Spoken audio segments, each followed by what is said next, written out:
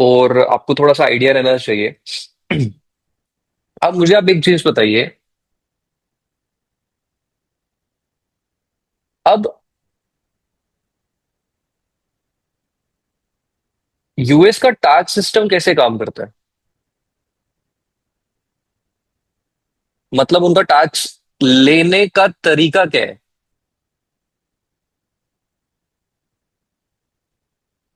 अब बेसिकली आप मुझे बताओ, 1040 रिटर्न तो आप साइड बाय साइड प्रिपेयर कर रहे हो, ये रिटर्न तो एक टैक्स पेयर की फाइनेंशियल समरी है, जहां पे लास्ट में आप कैलकुलेशन करोगे टैक्स का, है ना, कि आपका टोटल टैक्स कितना बनता है, और आप देखोगे कि आपके कितने क्रेडिट्स हैं, प्लस आपकी एस्टिमेटेड पेमेंट्स ऑलरेडी कितनी है, या सर आपकी विद होल्डिंग कितनी है। और यहां पे क्या आएगा सर? यहां पे आएगी या तो फाइनल टैक्स लायबिलिटी, और सर रिफंड। पूरी कहानी तो ये है आपके फेडरल टैक्स रिटर्न की, है ना। और आज ये जो क्रेडिट्स के साथ एस्टिमेटेड पेमेंट्स और विद होल्डिंग वाली जो कहानी है, इसी कहानी को आज हम डिस्कस करेंगे कि बेसिकली ये है क्या।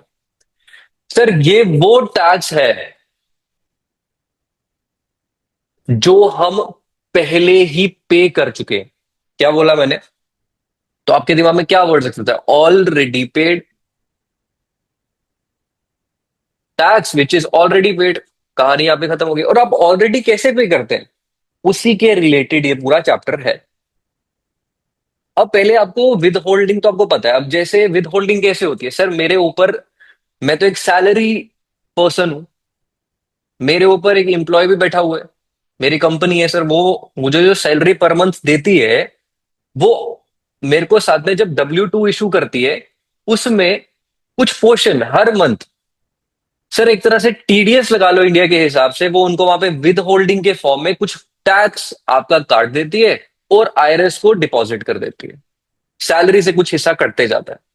एक तो ये तरीका है विद होल्डिंग होने का। और ये आपका लेट सपोज पूरे साल में आपका विद होल्डिंग हुआ सर $3000, तो विथ होल्डिंग तो पर मंथ के हिसाब से हो रहा है। तो आप एक बार 12 से डिवाइड कर लो इसको, कितना हो गया है? 3000 डिवाइडेड बाई 12 हो गया अपना 250। तो मतलब आपका पर मंथ $250 उन्होंने डिडक्ट करके गवर्नमेंट को डिपॉजिट कर दिया। तो मैं यहां पे, जब आप टैक्स रिटर्न तो अपनी बनाओगे, आप फाइनल टैक्स कैलकुलेशन करोगे।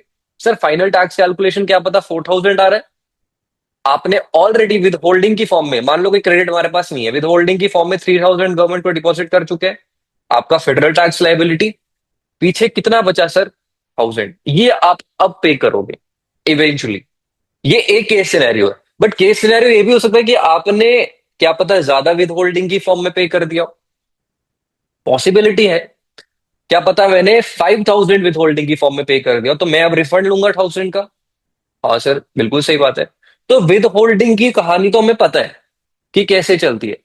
बट बात शुरू होती है सर, अगर आप हैं सेल्फ एम्प्लॉयड, है ना, मतलब आप एक बिजनेस ओनर है,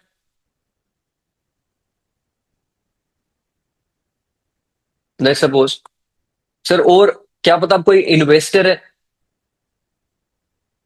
या सर मैं एक बिजनेस ओनर भी हूं, प्लस मैं सैलरीड भी हूं,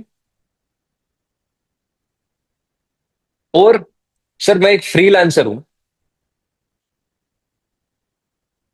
है तो सेल्फ एम्प्लॉयड की कैटेगरी, बट यहां पे क्या पता इस केस में आपका पर मंथ नहीं कटता TDS, आपका विद होल्डिंग पर मंथ नहीं होता। आप जो प्रोजेक्ट करते हो पूरे साल में, वो प्रोजेक्ट आपने 2 महीने के लिए किया, वहां पे उनका कुछ, क्या पता जिस कंपनी से आपने प्रोडक्ट लिया, प्रोजेक्ट लिया, जिनको सर्विसेज दी, उन्होंने आपको उस प्रोजेक्ट के बेसिस पे आपका कुछ इनकम टैक्स विदहेल्ड किया, जैसे TDS कटता है ना। बट बाकी के सिनेरियो में आप एक फ्रीलांसर तो है ही। तो जब आप सेल्फ एम्प्लॉयड होते हो, कभी भी, मतलब आप काम भी कर रहे हो सेल्फ एम्प्लॉयड, या आप सिर्फ सेल्फ एम्प्लॉयड है, तो आपको वो ऐसे ही बोल रहे हैं जैसी आपकी विद होल्डिंग होती थी ना, उसी तरीके से आपको एस्टिमेटेड टैक्स का पेमेंट भी करना पड़ेगा। और यही हमारा पूरा चैप्टर है जिसको बोला जाता है एस्टिमेटेड टैक्सेस। अब वो आपको कहते हैं एक तरह से आपका जितना भी फाइनल टैक्स बनने वाला है ना, मतलब सर मैं ऊपर चलता हूं अपनी रिटर्न पे, ये मेरी टैक्स रिटर्न है। इस टैक्स रिटर्न में मेरा जो ये वाला जो टैक्स बनने वाला है, फाइनल टैक्स, वो कह रहा है कि आप जो इसका कैलकुलेशन करोगे ना, आप क्या करो, इसका कम से कम 90% आप जैसे जैसे पैसा कमा रहे हो ना, विद द फ्लो, आप ऐसे वैसे टैक्स की पेमेंट भी करते जाओ। आप एक एस्टिमेट बना लो, ठीक है अगले महीने मैंने ये वाला काम करना है, मुझे यहां से इतना पैसा आएगा, या मैं ऑलरेडी इतने प्रोजेक्ट फ्रीलांसिंग के लूंगा, या मेरा बिजनेस पिछले साल भी इतना कमाता था, सिमिलर टाइप की इनकम रहती है। कि एस्टिमेट तो बना सकते हो, वो उनका एक अपना तरीका होता है एस्टिमेट कैसे बनाना, बट एस्टिमेट बन जाता है इजिली। तो उसका एटलीस्ट अब 90% पोर्शन टाइम के साथ हमें पे करता जाओ। कैसे सर? क्वार्टरली। मतलब साल में हम बनाएंगे सर 4 ऑप्शंस टू पे एस्टिमेटेड टैक्स ऑफ एटलीस्ट 90%। मतलब जितना आपका टोटल टैक्स बनने वाला है, और अगर आप एक सेल्फ एम्प्लॉयड हो तो आप 90% उसका, एटलीस्ट 90% 4 हिस्सों में इक्वली हमें पे करते चलो।